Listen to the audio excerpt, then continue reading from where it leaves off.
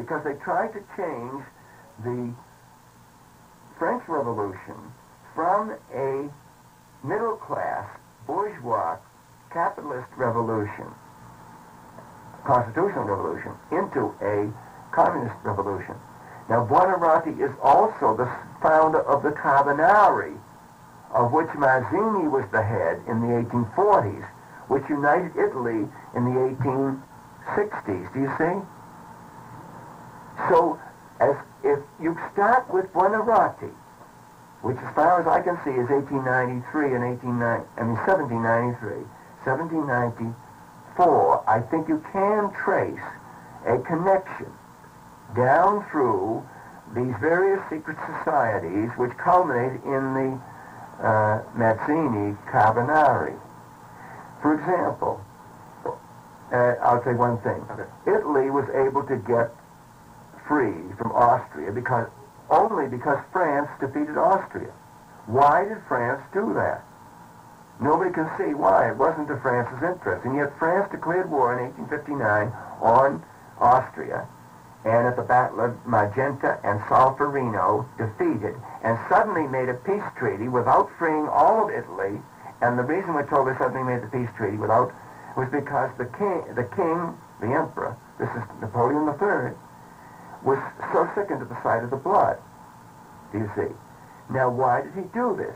He did this because in 1868, a Carbonaro threw a bomb at him.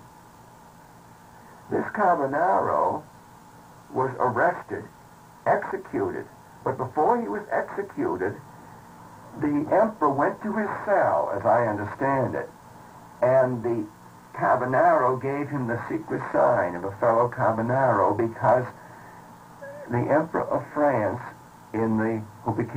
was elected President of France in 1848, seized the throne in 51 and proclaimed a new Napoleonic Empire, and was overthrown by the Germans in 71. So he was the emperor for 70 really, for 20 years, you see. But he had been a refugee from France because he tried to make a revolt in France, I think it was 1829. And as a refugee, he joined the Carbonari secret society. Furthermore, he was a private policeman in the Chartist March on Parliament in London in 1848, the year in which he was elected President of France. He's a mysterious figure, do you see? So, what I'm summing up is this. I do think that there is probably a continuous sequence of secret societies from Buonarroti, Babeuf conspiracy, which is 1894-95, through the Carbonari unification of Italy, which would be 1861. I cannot see anything since then. It may exist. I haven't really studied it. But I cannot see any connection between the Masons and the Illuminati, founded in Bavaria in 1776. And I can't see any connection between them and Buonarroti. Well, now, but that's what these people are saying. It's all one. Right. And some of them say it goes back to Noah building the ark. Well, one thing that it seems to me this conspiracy theory of history is appealing because it's so simple. It's so simple. It explains everything that is unexplainable. It's going wrong. And if you raise one point that doesn't fit, they say, see how clever the conspiracy is. Yes. Now, that they've I want to show you something. This is what they start. They start by showing you a $1 bill. And they say, why is there a pyramid with an eye over it? Do you see? This is the symbol of the secret society. Now, if you ask people, the secret society, according to them, there's only one, you see. That's right. Now, the secret society that's gone through generations. Yes. Now, if you ask the United States government why it is there, they have great difficulty explaining, and they mostly come up with it's the Masons' Masonic symbol. But then you say, why should the Masonic symbol be on the American dollar bill? And they have no explanation. So there is something. If you look at this monument in Alexandria to Washington, it is the pyramid. You see, now the eye over it is the light. You see. So I could go further into this, but won't have to, because this symbol is at least 6,000 years old. And I can give you the history of 4000 BC. It has nothing to do with the Masons. Now, maybe the Masons adopted it, you see. But it has nothing. But I will not go into that. That's a totally different story. Okay, so this man from Nevada, or this person from Nevada called me up and said they were having a hard time with the anti-Semites using this book as an argument against Wall Street, against bankers, against Jews, against communists, and everything else. And they wanted me to debate with this fellow who got in touch with me, who was a professor at the university. Who believes this? Oh, no, he doesn't believe it. He was trying to get rid of it. The same way the fellow who called me from Brigham Young was trying to stop this hysteria, which was sweeping that mountain area, apparently. Right. And so they said, would you debate Gary Allen and Larry Abram? And I said, well, I'd rather not, frankly. He said, well, we need your help.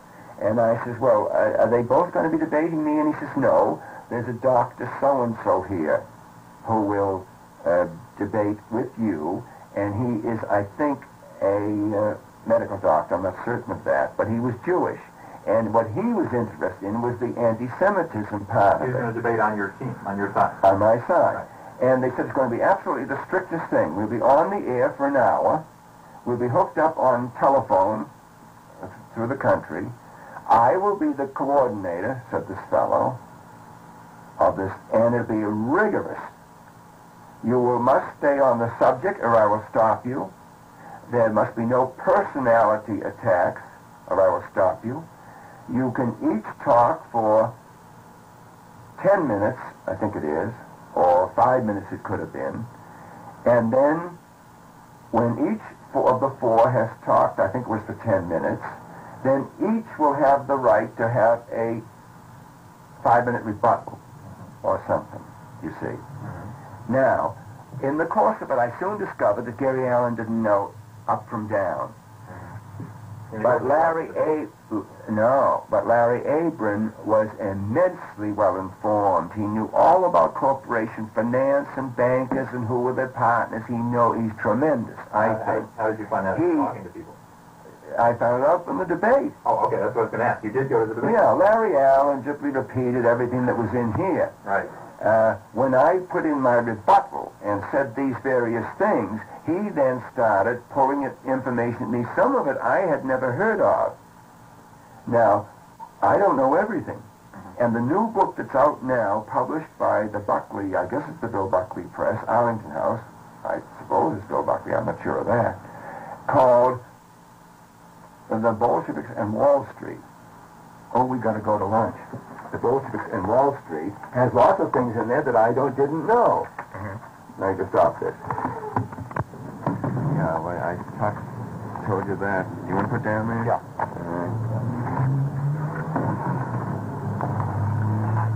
I generally would think that any conspiracy theory of history is nonsense, for the simple reason that most of the conspiracies that we know about seem to me to be the conspiracies of losers, people who have been defeated on the platforms, let's say, the historical platform of the public happenings.